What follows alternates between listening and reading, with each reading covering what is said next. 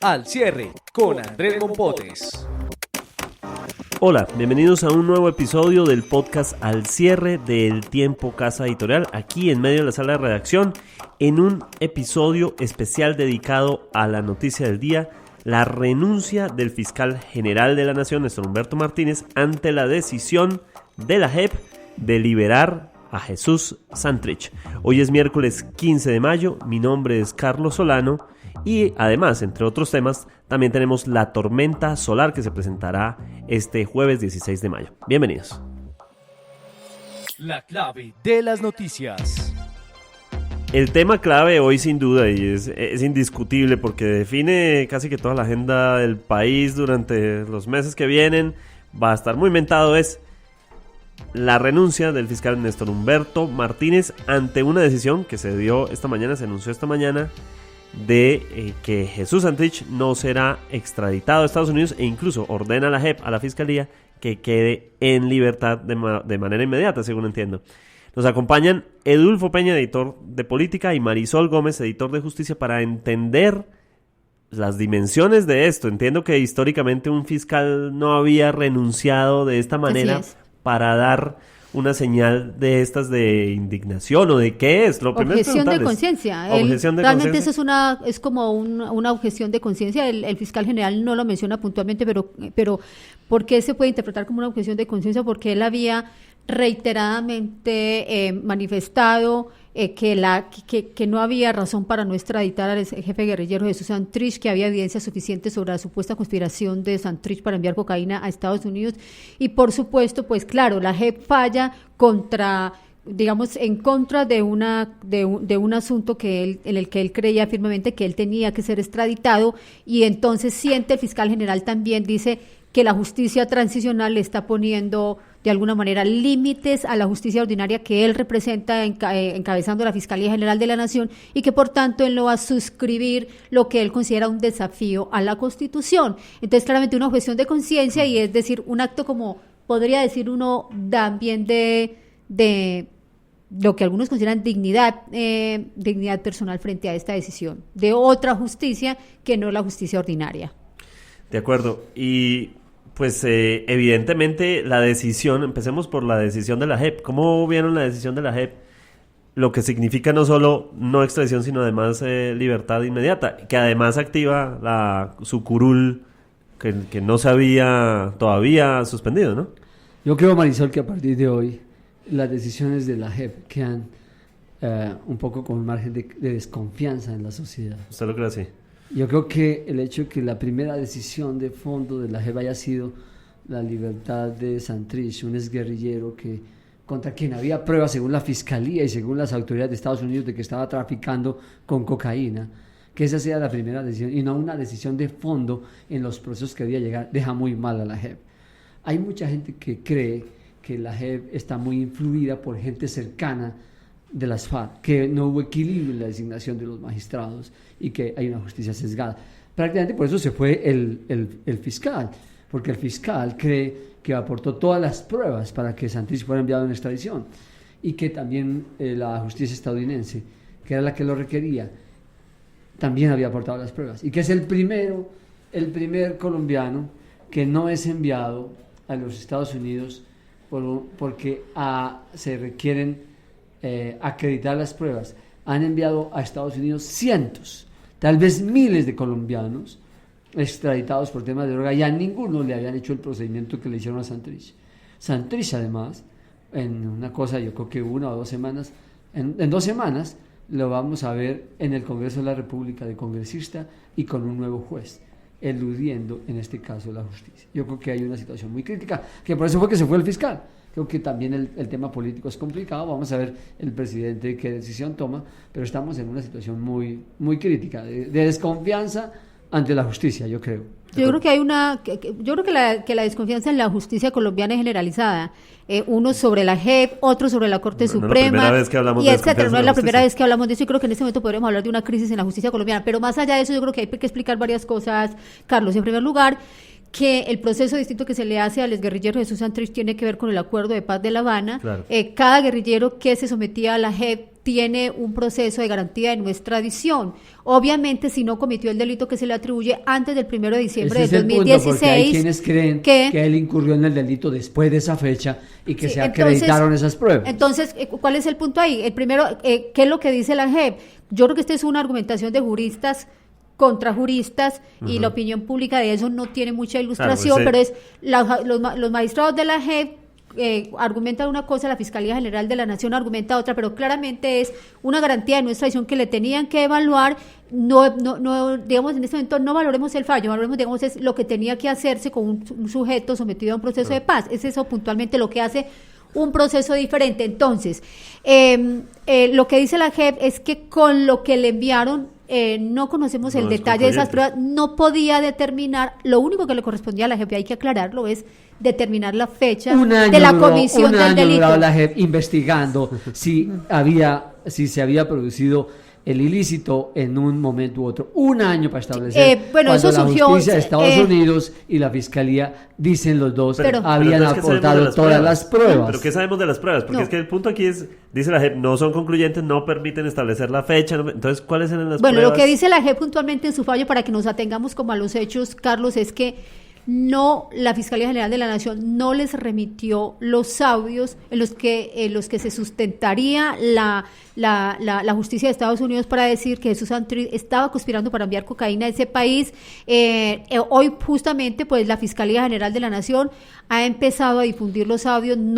Estamos aquí hablando de lo que, digamos, de lo que han dicho una justicia, lo que ha dicho otra justicia, y habría que valorar efectivamente esos audios para saber si efectivamente no podían determinar los magistrados la fecha en la que Jesús Santrich cometió el supuesto delito de conspiración para enviar Fiscalía dice cocaína que a hay Estados Unidos. evidencias de que los delitos se cometieron después de la fecha indicada y que había méritos para mandarlo a Exactamente, y Estados la JEP que no, entonces ahí estamos en una tensión Entre de juristas. justicias, lo que vuelvo y repito, Carlos, una tensión de la justicia ordinaria con la justicia transicional, y digamos que más allá de la valoración que uno, o que nosotros no, la gente experta en el tema haga sobre ese fallo, lo claro es que desembocó la renuncia del fiscal, el fallo de la JEP, gente a favor y en contra de la JEP, lo que refleja un poco lo que dice Edulfo, que es la desconfianza que hay en un sector amplio del país sobre la JEP, pero también luego la renuncia del fiscal, también con el mismo resultado, unas críticas al fiscal, otras apoyando al fiscal,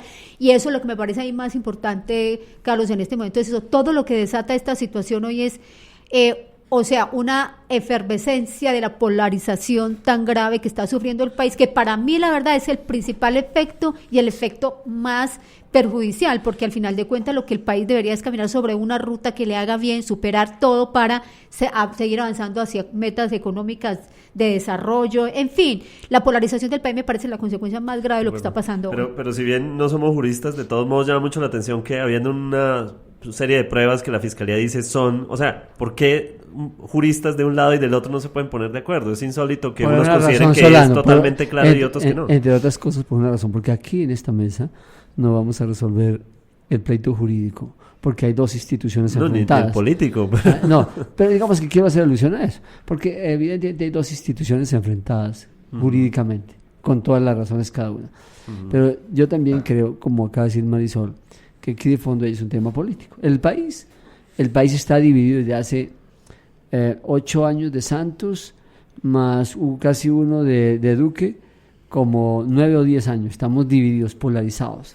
Unos defienden el proceso de paz con las FARC, otros lo atacan, de manera que esa polarización no ha cesado. Y yo me temo. Y no le hace y yo ninguna me bien a temo, Colombia Marisol, esa polarización, y los políticos y yo- que la refuerzan de un lado o del otro le hacen mucho mal al país. En lo que menos están pensando es en el país. Y yo me temo que esta polarización comienza a marcar, Marisol, míreme bien, por favor, y nos hablamos dentro de unos meses, esta polarización de hoy, unos a favor de Duque, unos a favor de Néstor Humberto Martínez y otros de la JEP, va a marcar el comienzo y tiempo de la campaña presidencial del 2022. no, pero sin duda, yo que estoy ya completamente de comenzó. acuerdo. Es Y una ahí carrera. no termina eso sino hasta el 22, vamos a ver qué sigue de ahí para allá. Completamente de acuerdo. Esto obviamente es ya Claro. una medición de fuerzas para la próxima campaña presidencial y también De hecho, obviamente... están diciendo que Néstor Humberto salió de candidato. Pues es una posible plataforma. es Están decir, diciendo, en los trinos. por el honor. En los trinos están diciendo de todo esta tarde. Y una cosa es... ¿Y no? Pues uno no sabe. Yo no sé hoy. Pero están diciendo eso en los trinos. Ok, de acuerdo. Entonces, ya hablamos de la JEP, ahora hablamos de la renuncia. Casi inmediatamente se produce la renuncia del fiscal Néstor Humberto Martínez. Ya se estableció que, además, renuncia con él la vicefiscal María Paulina Riveros, que el encargado sería Fabio Espitia. La gente dice, bueno, pero después de todo ese remesón por la que pasó el fiscal, no renunció en los momentos en los que todas las fuerzas posibles le decían renuncie por esto o lo es que otro. este es el momento más crítico para él, porque es que se enfrenta con una justicia con la que él no está de acuerdo. Pero no el tiempo se ha puesto a esto. Pero no fue crítico el momento anterior, es decir, todas las fuerzas hablándole de todo el tema de Brecht. Pero la extradición de Santrich era un florero llorente. Sí, eso no era un punto de honor para el fiscal general de la Exactamente. Nación, y hay que decir que yo creo que tanto en la carta que le envía el fiscal Néstor Humberto Martínez a la Corte Suprema anunciando su renuncia irrevocable, como en el comunicado público que leyó cuando convocó al país para anunciar su renuncia, el argumento coincidente en los dos momentos es que siente que la justicia ordinaria de la que él hace parte está perdiendo competencias frente a la Jurisdicción Especial para la Paz. Más allá de si esto es rebatible o no, pues ese es el punto central del fiscal Néstor Humberto Martínez. De acuerdo, y a partir de eso, pues obviamente todas las fuerzas en choque, los uribistas por un lado diciendo, sí, ve, yo le dije en el Congreso, los que defienden, bueno, estos son garantías para el proceso, etcétera. Pues la marea se caldeó. En la polarización. Pero polarización pura y dura, o sea, aquí ya se va a volver...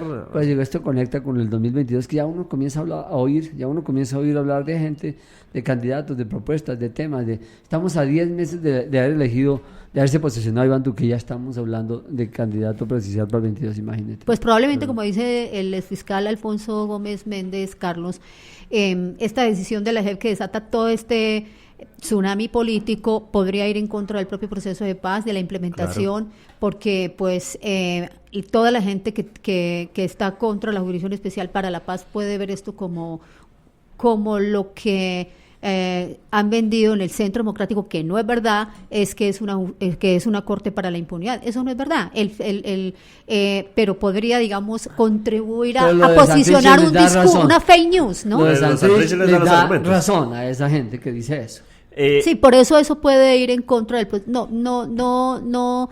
Yo espero, la verdad es que todos los fallos sean en derecho. Las Cortes ratificaron esta semana que iban a hacer fallos en derecho. Pero fíjate, Marisol, que dos magistradas de la JEP no estuvieron de acuerdo con la votación de... Yo creo que eso habla bien de la JEP. Eso habla bien de la JEP, Carlos, porque quiere decir que esto no es, como dicen los críticos de la JEP, que esta es una corte para la impunidad. No, es una corte que, como en cualquier corte, en la Corte Suprema, en la Corte Constitucional, el Consejo de Estado, hay magistrados que piensan de una manera y de la otra, lo cual pues a mí me parece muy bueno, me parece muy bien que dos magistrados hayan salvado el voto, va a ser fácil, porque son la evidencia de que no es una justicia para favorecer a nadie, sino que... No va a ser fácil que la JEP se recupere. Y como en toda justicia no va a ser adulto, fácil que la JEP se recupere eso es por votación. De crítica, de cuestionamiento y de sensación de ilegitimidad. O sea, ¿usted cree que entró en una olla en la que no va a ser? Crítico, muy crítico. Yo también creo que entró en un momento crítico, pero eso no tiene que ver con las actuaciones de la JEP, sino con la polarización que tiene que ver con las actuaciones de la JEP. Están creando los diversas vertientes políticas en el para país. Eso tendríamos que saber si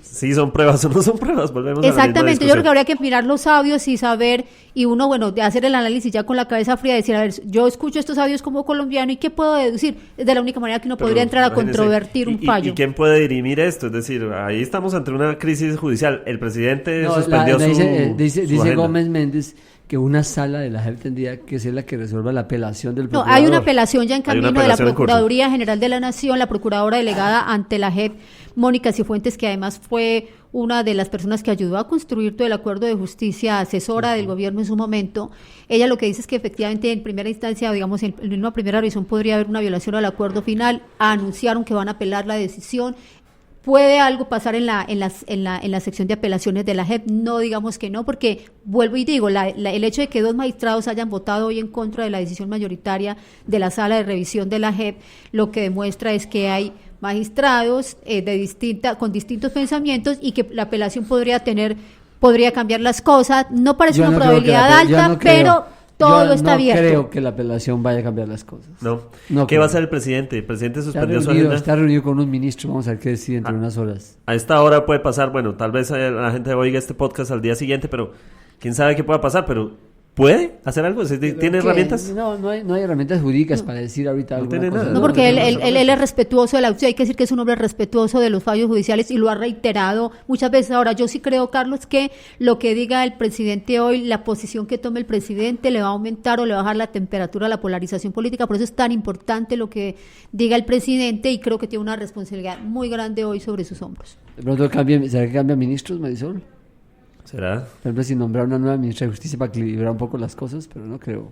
Bueno, esa sí será una decisión del presidente, pero vamos a ver qué pasa, ¿no? A esta hora estamos viendo qué pasa con respecto a esa reunión. Muchísimas gracias, Edulfo Peña y Marisol, y por supuesto los análisis de esta tremenda noticia del año continúan a esta hora en el tiempo. Muchas gracias. Este es un podcast de la Casa Editorial El Tiempo. Ahora escucha los podcasts del Tiempo también en iTunes. Lo que viene para su información. Y después de la tormenta jurídica que se está viviendo, pues viene otra tormenta. En lo que viene, la tormenta solar que se verá o se vivirá en el planeta, pues por supuesto lo que se verá a partir de la medianoche del jueves, según entiendo. Nos acompaña hoy Nicolás Bustamante de la sección Vida, quien es experto en estos temas y nos ayudará a entender un poquito de qué se trata esta tormenta solar.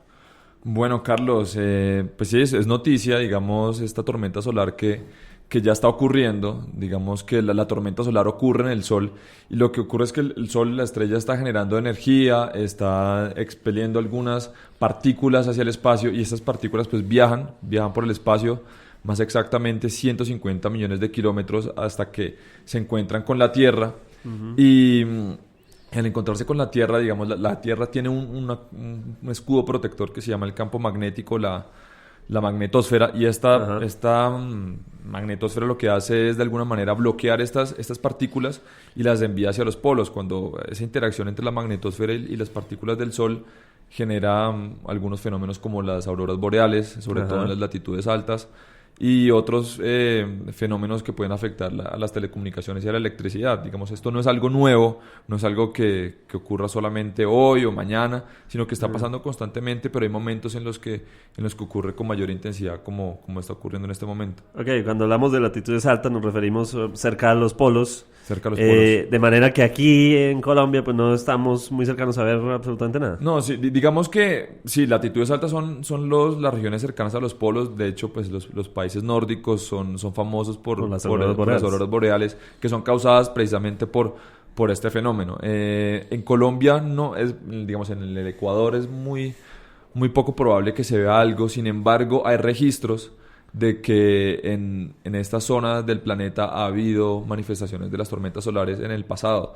Hay una muy famosa que ocurrió a mediados de 1800, que se conoce como el evento Carrington, y desde que se tienen registros de las tormentas solares es el evento más fuerte que ha habido. Y lo que dicen los relatos de la época es que hubo auroras boreales incluso en Colombia. Entonces, pero eso fue hace muchísimo tiempo, no ha vuelto a ocurrir una tormenta solar de este tipo. A finales del siglo pasado, en 1985 creo que ocurrió otra también que fue fuerte y generó un apagón en Quebec. Se le conoce como el Gran Apagón de Quebec. Fueron varias horas que la ciudad canadiense estuvo sin electricidad. Entonces, pues digamos que los países que pueden de pronto sentir con mayor fuerza esta tormenta, que al llegar a la Tierra se llama tormenta geomagnética. Digamos que la tormenta solar es las partículas que despide el Sol, pero cuando llega a la Tierra se llama tormenta geomagnética. Y pues es un fenómeno natural, digamos, común, ¿no? O sea, no es para alarmarse, no va a pasar nada, no tiene ninguna relación con otros hechos como los terremotos, porque hay personas que pueden llegar a pensar esto es algo normal. Los científicos los están estudiando cada vez más, porque sí pueden tener una influencia sobre en telecomunicaciones y, por ejemplo, los GPS. Claro. Incluso para los viajes espaciales va a ser muy importante conocer cuándo ocurrirán, porque las partículas del Sol, electrones, protones con mucha energía que llegan, pueden llegar a dañar los sistemas eléctricos de las naves espaciales. Ok, de acuerdo. Pero entonces para nuestros usuarios, y seguramente la mayoría en Colombia, pues el efecto si acaso sería algo eléctrico. Sí, digamos... Si pasa, si algo pasa. Si llegara a ser una tormenta muy fuerte, lo máximo que podría pasar sería eso, de pronto algún daño en redes eléctricas, transformadores, pero es muy poco probable que eso pase. No ha pasado eso desde hace casi 200 años, pues es poco probable que pase. Auroras boreales, pues tampoco vamos a verlas. No vamos a ver, por supuesto.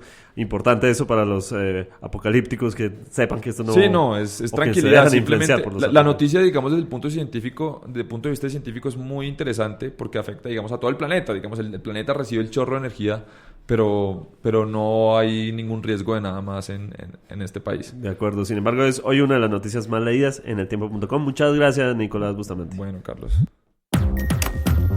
Y es así como llegamos al final de esta emisión del podcast Al Cierre, un podcast que usted encuentra con todas las noticias o las principales noticias aquí en www.eltiempo.com, así como en plataformas digitales Spreaker, Deezer, Spotify, YouTube y iTunes. Muchas gracias.